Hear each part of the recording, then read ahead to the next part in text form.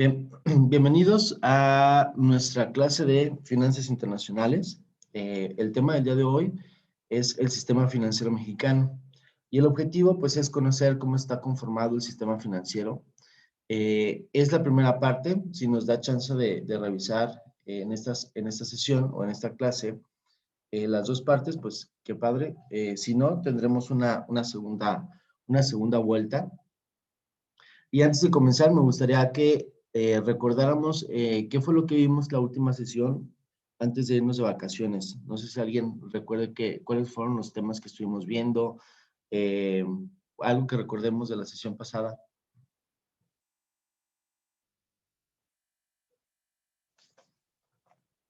¿no?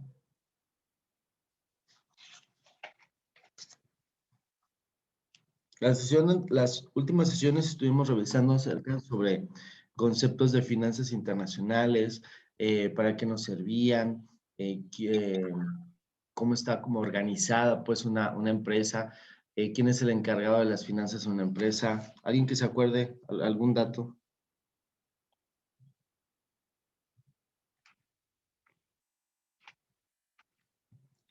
¿Quién es el encargado en una empresa de las finanzas?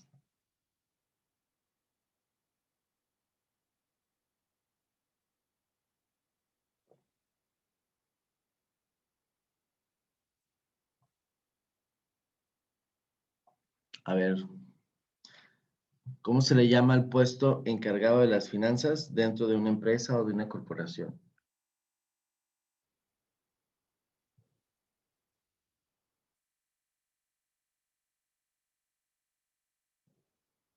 ¿No lo recordamos? Bueno, No, pues no me acuerdo. el encargado es el CFO, ¿sí? Recuerdan, o todo el mundo sabemos quién es el Chief Executive Officer, ¿sí? Que es el CEO, que es como el administrador de toda la empresa, ¿no? Y el puesto como más alto dentro de una empresa. Y el de finanzas es el CFO, Chief Financial Officer, y es el que se encarga precisamente pues de ver los recursos financieros de la empresa, cómo se van a colocar o cómo se van a distribuir dentro de la empresa o fuera de la empresa para generar más utilidades, ¿no? Y precisamente esa es la función del CFO o del encargado de finanzas en cualquier empresa, pues generar más utilidades para los accionistas o para el dueño de la empresa, ¿no? Si yo contrato a un CFO, pues espero que mis millones que tengo disponibles, pues crezcan después de un año, después de cierto tiempo, ¿no? También veíamos dentro de finanzas internacionales que, los tratados comerciales son importantes porque nos han ayudado a traer productos de otros lugares a nuestro país y también para sacar nuestros productos nacionales hacia otras latitudes, ¿no? Decíamos también que las finanzas internacionales, o gracias a las finanzas internacionales, nosotros podemos poner, o las empresas grandes pueden colocar ciertos departamentos en otras ciudades o en otros países, pues para tener mayor rendimiento, tener menores costos y poder ofrecer un precio más competitivo, ¿no? Claro que eso conlleva ciertos riesgos, que veíamos los riesgos país. ¿Alguien se acuerda qué es el riesgo país?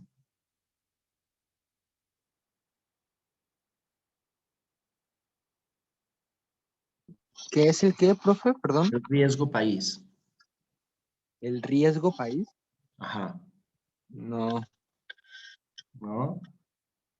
Bien, el riesgo país, recordemos que es ese en el que nos enfrentamos a que un país nos cambie las reglas del juego, ¿no? Que nos cambie los impuestos o que de repente diga, ¿sabes qué? Voy a expropiar todas las empresas de telecomunicaciones y ahora ya van a ser mías, ya van a ser del gobierno. Entonces nos enfrentamos a cierto riesgo país cuando nosotros vamos a colocar alguna parte o alguna rama de nuestra empresa o queremos abrir un negocio fuera de nuestro país, vamos a poner Venezuela, y nos enfrentamos a cierto riesgo de que el gobierno, pues, nos cambie las reglas del juego, ¿no? Ese es el riesgo país. También nos enfrentamos a otro tipo de riesgo que es el riesgo cambiario, ¿no? Que recordamos que era ese riesgo que tomamos por hacer transacciones en moneda extranjera, ¿no? Bien, También veíamos la sesión anterior la diferencia, no sé si alguien recuerda, la diferencia entre el tipo de cambio de libre flotación y el tipo de cambio fijo.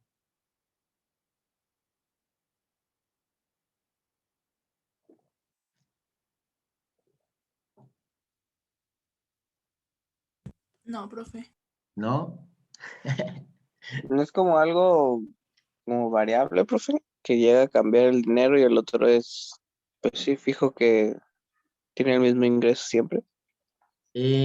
No sé, más o menos, más o menos. Recuerden que el tipo de cambio fijo, o sea, ya estamos hablando, ya cuando les hablamos de tipo de cambio, estamos hablando de cuántos pesos tengo que dar yo por una moneda extranjera, para fines prácticos por $1, o sí, pues ese es el tipo de cambio, ¿no? ¿Cuánto de mi moneda nacional tengo que dar para obtener una unidad de moneda extranjera? ¿No? Hasta ahí vamos bien.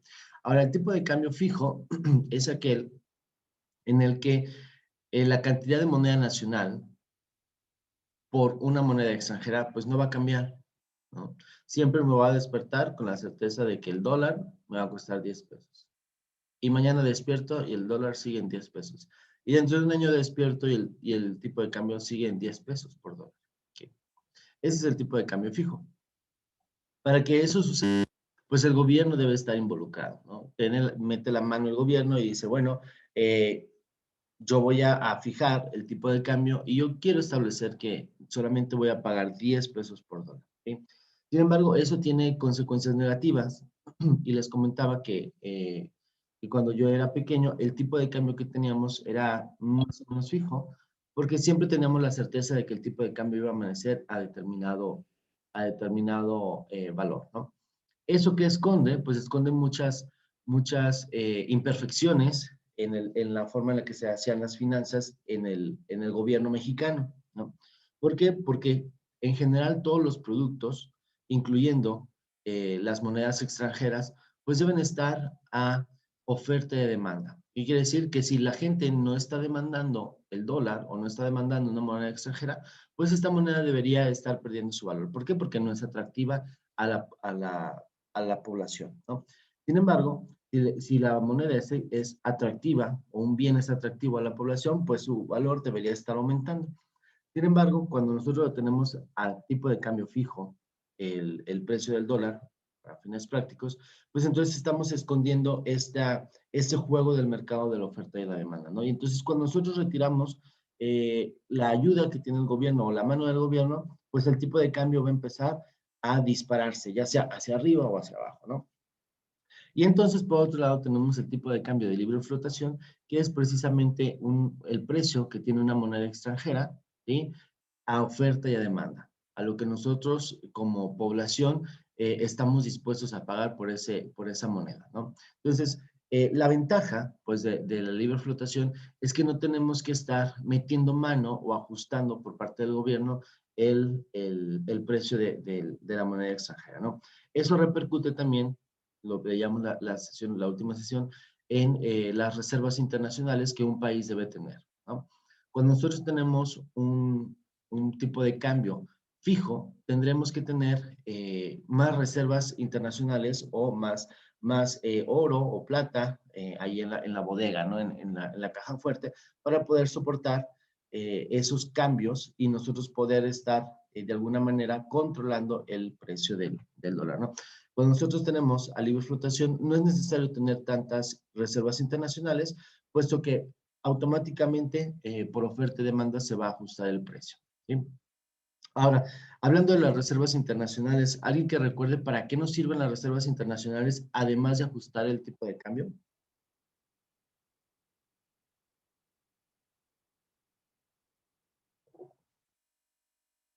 ¿Cómo, profe? ¿Para qué nos sirven o para qué funcionan las reservas internacionales? Para cuando un país tenga un problema económico poderse financiar de él. Muy bien, para eso nos sirven las reservas internacionales, para que si como país tenemos un problema económico, pues de ahí podamos echar mano y pagar nuestras deudas como país, ¿no? Ahora, ¿cómo es que un país se endeuda, no? O sea, ¿cómo es que un país llega a tener deuda? pues es igual como tú y como yo cuando pedimos prestado, ¿sí? O cuando compramos más de lo que nosotros les vendemos, es cuando empezamos a generar las deudas, ¿no? Y entonces viene ya también la balanza de pagos, ¿no? La balanza de pagos está conformada de varias cuentas, entre ellas las reservas internacionales. En general, la balanza de pagos trata todas las ventas y compras que hace un país. Si un país vende más de lo que compra, entonces el resto del mundo pues le tendrá que pagar las compras que el resto del mundo nos hace, nos las tendrá que pagar, ¿no? Y entonces ingresará dinero a nuestras cuentas, ¿sí? Sin embargo, cuando nosotros compramos más a cualquier país extranjero, pues nos empezamos a endeudar y tenemos una deuda con ese país porque obviamente tenemos que pagar esa mercancía. La balanza, perdón, las reservas internacionales funcionan para equilibrar estas cuentas, ¿no? Las reservas internacionales fungen como, digamos, para poder pagarles a todos aquellos países a los que nosotros les compramos, ¿no? En caso de que tuviéramos una insolvencia, pues de ahí podemos echar mano para poderles pagar todas las compras que nosotros les hemos hecho a los extranjeros, ¿sí? De ahí va más o menos las reservas y la balanza de pagos. ¿Qué más? A ver, bueno, creo que con eso ya tenemos como repaso de lo que hemos visto. Igual, antes de que se llegue el primer examen parcial, denle una repasadita a sus mapas conceptuales. Sé que por lo pronto tenemos uno o dos máximo, pero sería bueno que los repasáramos para estar preparados para el examen parcial. ¿Sí? Bien, entonces, el día de hoy vamos a ver el sistema financiero mexicano, que tiene un poco o mucho que ver con las reservas internacionales, ¿no? Bien, el objetivo obviamente pues es conocer cómo está integrado, quiénes son los que mandan o quiénes son los que rigen dentro del sistema financiero y los instrumentos que tenemos dentro del sistema financiero mexicano, ¿sí? Bien, empezamos entonces. El sistema financiero desempeña un papel central en el funcionamiento y desarrollo de la economía y está integrado principalmente por diferentes intermediarios, ¿no? ¿Alguien sabe cuáles son los intermediarios financieros, los principales intermediarios financieros dentro del sistema? Los bancos, Exacto, muy bien, felicidades. ¿Quién contestó eso? Déjame ver. ¿Quién nos dijo? Alondra. Alondra, muy bien, Alondra. El sistema financiero mexicano está integrado principalmente por diferentes intermediarios. Los principales obviamente son los bancos y mercados financieros a través de los cuales una variedad de instrumentos se movilizan el ahorro hacia sus usos más productivos. Pues, ¿qué es esto? Pues que los recursos que nosotros tenemos, hablando en términos monetarios, los recursos que nosotros tenemos, pues los depositamos en un banco o dentro de un mercado financiero, ¿sí? Vamos a ver más adelante del curso cuáles son los mercados financieros. Entonces nosotros tenemos lana y la podemos colocar en algún intermediario financiero, ¿no? En un banco especialmente. ¿Para qué? Pues para movilizar este dinero y hacer más productivo nuestro ahorro o acrecentar nuestras riquezas.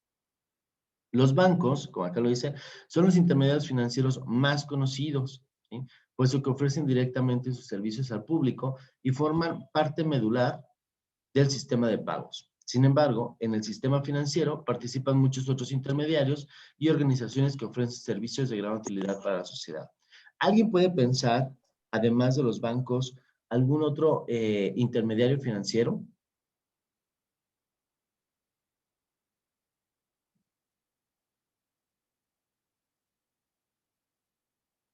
¿Qué otro intermediario financiero pudiéramos tener?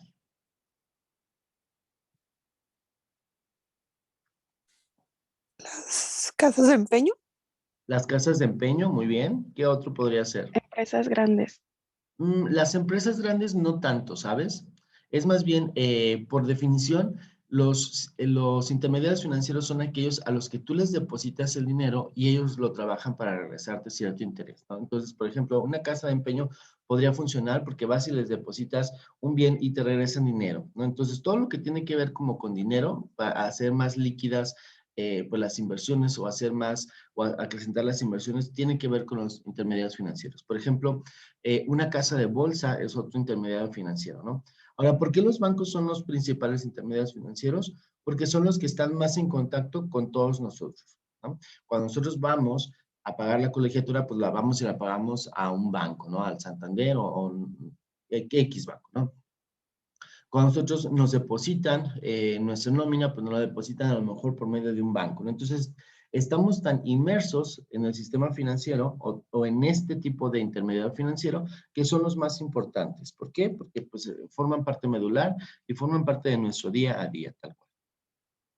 Un sistema financiero estable, eficiente, competitivo e innovador contribuye a elevar el crecimiento económico y sostenido del bienestar de la población, ¿sí? Si nosotros tenemos un sistema financiero bastante sólido o bastante saludable, pues también el bienestar de la sociedad o el bienestar de la población se va a ver reflejado en él, ¿no? Para lograr dicho objetivo es indispensable contar con un marco institucional sólido y una regulación y supervisión financieras que salvaguarden la integridad del mismo sistema y protejan los intereses del público, ¿no? Por ejemplo, o hablando sobre los marcos institucionales, vamos a ver nosotros que, por ejemplo, la Conducef es uno de ellos, de los que nos van a ayudar a regular el sistema financiero mexicano. También existen otras instituciones como la Secretaría de Hacienda, que también nos va a ayudar a regular cómo es que van a trabajar u operar los intermediarios financieros, y así diferentes instituciones o diferentes instancias que nos van a ayudar a que nuestros ahorros pues no se los lleve el banco así nada más, ¿no? Por lo anterior, el Banco de México tiene como una de sus finalidades promover el sano desarrollo del sistema financiero, ¿no? Y veíamos en la sesión anterior, pregunta, ¿quién es el encargado de distribuir el dinero y de imprimir el dinero? ¿Alguien se acuerda?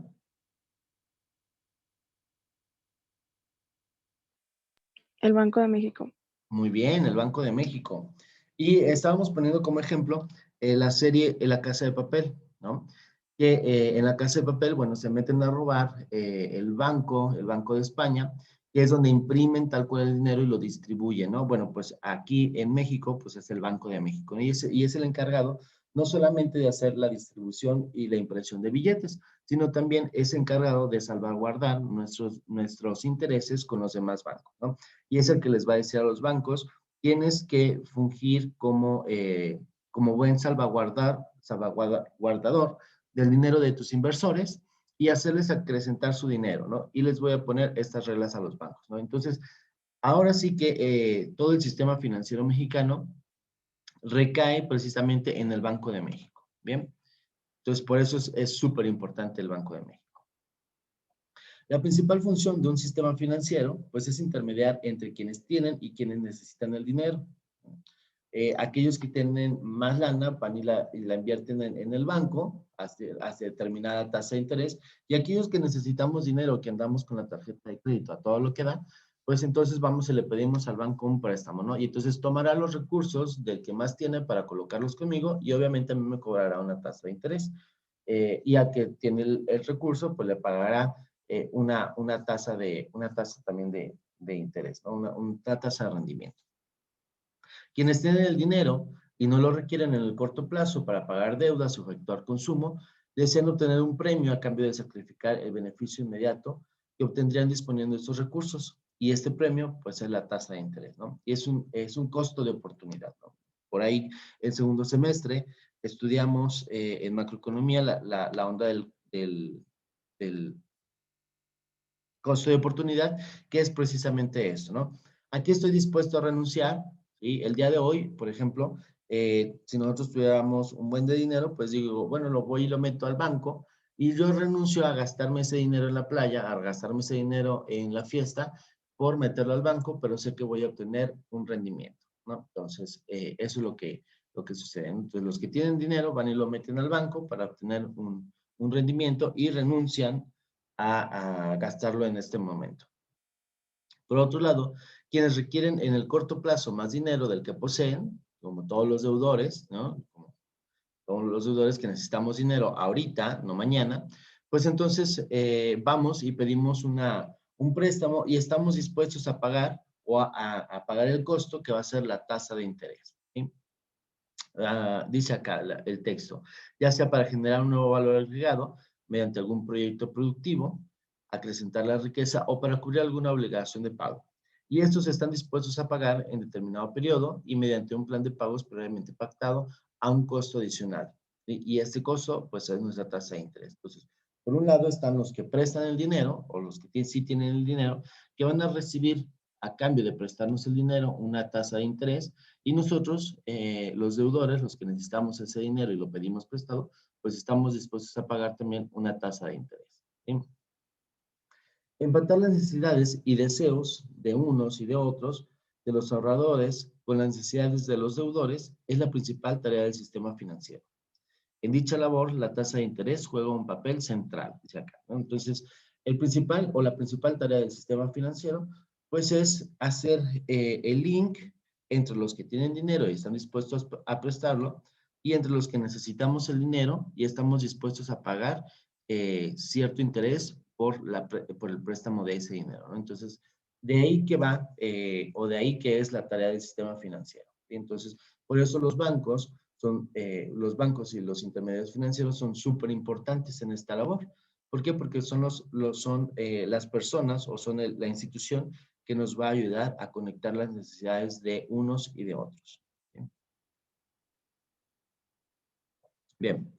El Banco de México, entonces, tiene entre sus finalidades la promoción del sano desarrollo del sistema financiero a fin de lograr un sistema estable, accesible, competitivo y eficiente. Entonces, otra vez viene el Banco de México a recordarnos que entre sus labor, pues es la promoción del sano desarrollo del sistema financiero, la sana ejecución de los bancos, o el sano trabajo de los bancos, para que a nosotros como usuarios, pues no nos vengan a estafar, ¿no? Por ejemplo, no sé si recuerdan, hace poco, Banco FAMSA se declaró en quiebra. ¿Alguien recuerda ese tema? ¿Las noticias? ¿No? Bueno, pues resulta que es muy frecuente que suceda, o si no es muy frecuente, de repente cada tanto tiempo lo vemos. Pasó hace muchos años, también recuerdo cuando era pequeño, que pasó con la Caja Popular Puerto Vallarta, ¿no? Perdón. Donde las personas iban y pues ya nada, ponían su dinero ahí a trabajar, bla, bla, bla, pero después de cierto tiempo, la empresa o estos bancos o estos intermediarios financieros se quedaron sin liquidez, ¿sí? ¿Qué es lo que sucedía? Pues lo colocaban en otros productos, en unos productos externos, y esos productos fueron perdiendo rentabilidad y ya no podían pagar entonces los intereses que ellos prometían a los usuarios, ¿no? Ahora Banco FAMSA se encuentra dentro de ellos y no puede pagarles a los usuarios la inversión que ellos estuvieron haciendo, o no pueden pagarle a los usuarios este rendimiento que les habían prometido. ¿Sí? Entonces, el Banco de México tiene como dentro de sus finalidades, pues, salvaguardar que nosotros como usuarios recibamos lo que nos han prometido. Un sistema financiero con estas características facilita el cumplimiento de las tareas del Banco Central. El Banco Central, voy a hacer un paréntesis, el Banco Central es lo mismo que el Banco de México, ¿ok? Ricardo, por favor, apaga tu cámara. A través del sistema bancario, un banco central pone en circulación la moneda nacional e instrumenta las políticas monetarias y cambiarias, ¿sí? La instrumentación de dichas políticas, a su vez, afecta los precios que se determinan en los mercados financieros, tales como las tasas de interés o el tipo de cambio, ¿no? Entonces, dentro de los mercados financieros, o dentro también de las funciones del Banco de México, va a ser no solamente salvaguardar y ponernos las reglas a los bancos de cómo se tiene que operar, sino también dentro de sus funciones es establecer las tasas de interés y el tipo de cambio. Entonces, esas son parte de las funciones que vamos a tener por parte del Banco de México o del Banco Central, que es lo mismo. ¿Ok? Muy bien. Viene el tren. Les comentaba que pasa el tren aquí cerca, entonces voy a detener un poquito la grabación. Continuamos. Entonces, decíamos que dentro de las funciones del Banco Central, que es lo mismo que el Banco de México, pues era salvaguardar nuestros intereses dentro del sistema financiero mexicano con respecto a los bancos y determinar también las tasas de interés y el tipo de cambio. ¿Okay? Bien, vamos a entrar a ver los intermediarios. Un sistema financiero está integrado por distintos intermediarios financieros, siendo los más conocidos y destacados los bancos. Otros más son las aseguradoras, afianzadoras, arrendadoras, casas de bolsa y la administración de fondos de inversión. Entonces, tal como empezamos la sesión, ¿no? ¿Cuáles son cuáles son nuestros intermediarios financieros? Pues son todos aquellos a los que nosotros vamos y les depositamos nuestro dinero, ¿sí? O nos hacen líquida alguna inversión para poder nosotros generar más riqueza o generar, pues sí, mayor dinero con esa inversión, ¿no? Como intermediarios financieros, los bancos son indispensables para la existencia y el buen funcionamiento de cualquier sistema financiero. Muy bien. Un banco es capaz de otorgar crédito sin necesidad de que dicho financiamiento esté directamente vinculado a un ahorro o grupo específico de ahorradores. Esta característica distingue a los bancos de otros tipos de intermediarios financieros. Ok. La característica de los bancos, como aquí lo dice, es que aunque tú no formes parte o aunque tú no seas cliente de este banco, puedes pedir prestado a cualquiera de los bancos, ¿no? Y esa es una de las características principales de los bancos. O sea, si yo, por ejemplo, yo no utilizo Bancomer, ¿no? A mí me paga la escuela me paga por medio de Santander y mi otro trabajo me paga por medio de Banamex. Entonces, la característica que tiene es que yo puedo ir a tocar la puerta de Bancomer y decirle, oiga, señor Bancomer, ¿me puede prestar para comprar un auto? Y Bancomer tomará la decisión de prestarme o no, ¿no? Sin embargo, la principal característica, o retomando la característica, es que yo no necesito ser usuario o tarjetaviente o ahorrador de determinado banco para que el banco pueda otorgarme un crédito, ¿no? Esa es como la principal característica de los bancos. El financiamiento otorgado por un banco constituye la mayor parte de sus activos, ya que financiar empresas o personas físicas es la función primordial. ¿Y alguien recuerda cómo está establecido el balance, sí, el balance general de un banco? O sea, a lo que me refiero es, los préstamos que hace el banco a los ahorradores forman parte de sus activos o de sus pasivos.